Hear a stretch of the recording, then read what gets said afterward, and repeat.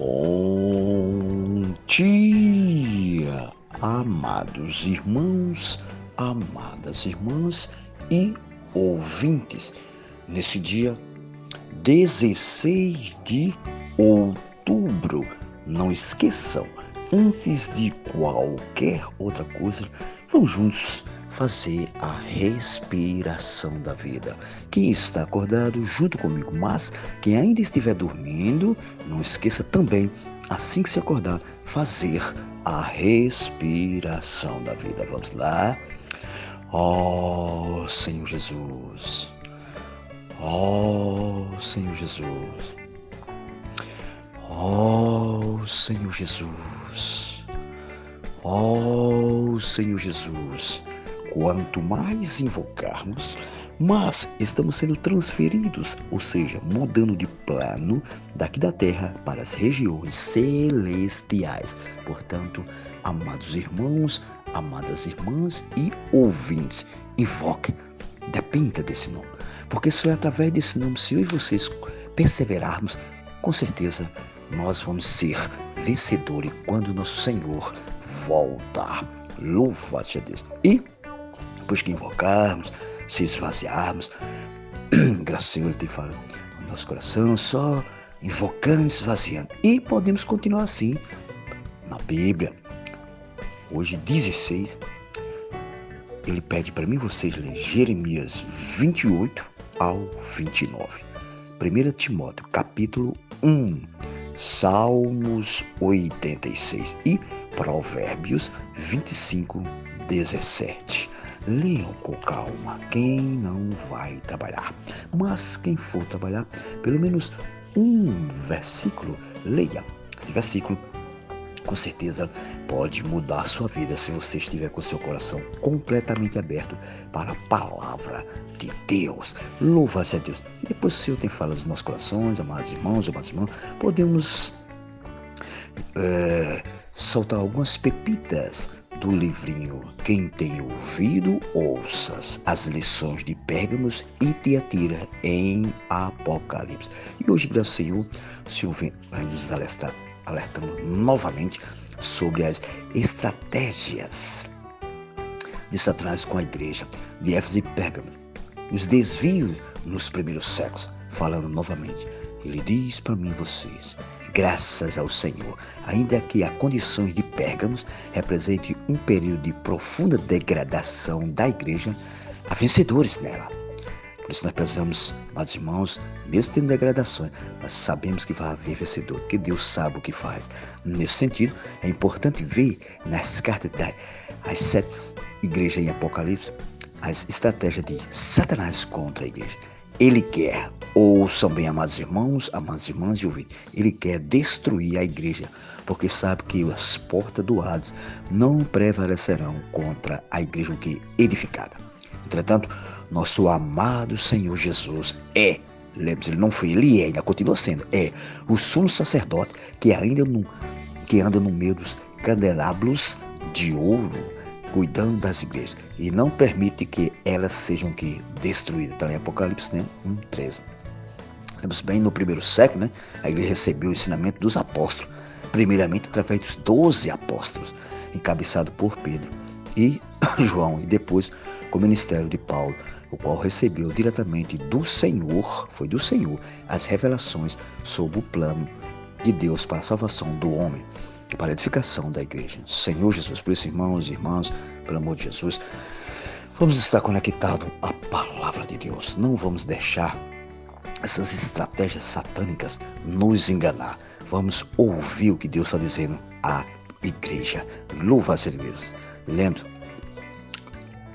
a igreja em Éfeso recebeu o ensinamento diretamente do apóstolo Paulo, pois era capaz de reconhecer aqueles que eram de fato apóstolos. Podemos dizer que os Éfesos eram fiéis ao ensinamento dos apóstolos. Porém, não basta ter o conteúdo, ouçam bem, correto. É preciso também ter o espírito correto. Os irmãos em Éfeso tinham o conteúdo correto, mas lidava com esse conteúdo de forma legalista e judicial, o que ocasionou, amados irmãos, a perda do primeiro amor para com o Senhor. Lembrando sempre, né? Quando assim que nós cremos, todos nós somos fervorosos, queremos falar para todo mundo, amados. Ó Senhor Jesus, mas com o decorrer do tempo, parece que nós perdemos o primeiro amor, começamos a esfriar, né? Por isso que é importante, Deus está nos avisando hoje, nós temos muito cuidado das estratégias de Satanás e nós estarmos imergindo na sua palavra. A palavra profética vem para transmitir, ouçam bem, o que o Espírito diz às igrejas, de maneira que viva e atual. Ouçam bem esta frase. A palavra profética vem para transmitir o que o Espírito, né, homem dizendo, é o Espírito, às igrejas de maneira viva e atual. Agora, claro, o Senhor usa os homens, né? Mas vem através do Espírito. Toda a vida, amados irmãos, só iremos receber essa maneira viva e atual se estivermos no Espírito, em obediência e simplicidade. Duas palavrinhas que nós precisamos bastante. Ser obedientes e simples. Isto, amados irmãos, amadas irmãs, isso tudo foi perdido pela igreja em Éfeso, que passou a lidar com palavras meramente como doutrina, até que, por fim, perdeu o primeiro amor. Então, eu e vocês precisamos ter muito cuidado para não perder esse primeiro amor. Ó Senhor Jesus, que o Senhor tenha misericórdia de cada um de nós. E outra, mas, após, lembre-se bem, a igreja em Esmirna, a estratégia de Satanás mudou. Com a igreja em Esmirna, né? Ele perseguiu a igreja de modo muito severo, começando com o imperador Nero. Vocês sabem a história, né? Com as perseguições, Satanás visava que exterminar a igreja da face da terra. Nessa época, o Império Romano tinha o que? A religião papa pagã, politeísta, com o oficial pelo que tentaram eliminar o cristianismo. No entanto, quanto mais perseguia a igreja, mais ela crescia, graças ao Senhor. Então, meus irmãos, minhas irmãs, nesta manhã, que o Senhor possa estar falando aos vossos corações para que eu e vocês possamos ter muito cuidado e estar sempre ouvindo a voz do Senhor. Lembrando sempre, né? Depois do ministério interior de Paulo, do apóstolo Paulo, João não vive mais não vimos mais apóstolo que trazia a palavra profética para a igreja. Aí onde foi o perigo? Com isso, a autoridade dos bispos começou a se fortalecer, de maneira que o episcopado na igreja passou a assumir o papel de apostolado. Amados irmãos, amadas irmãs, se a palavra profética trazida pelos apóstolos, o amor pela posição, pelo cargo, pelas riquezas, se instalou na igreja. Como já mostramos, isso aconteceu devido ao relaxamento após um período de grande pressão por causa da perseguição. Então, amados irmãos, amadas irmãs, não podemos relaxar.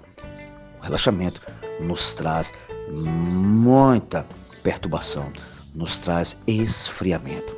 Lembrando sempre, convém enfatizar que com o fim da perseguição por parte do Império Romano, o que parecia ser uma coisa boa, na verdade foi mais uma estratégia de Satanás para acabar com a igreja. Em Pérgamos, portanto, houve o que? Uma união entre a igreja e o Estado que acabou deformando a natureza da igreja, de modo que os assuntos eclesiásticos tornaram-se que assuntos também do Estado.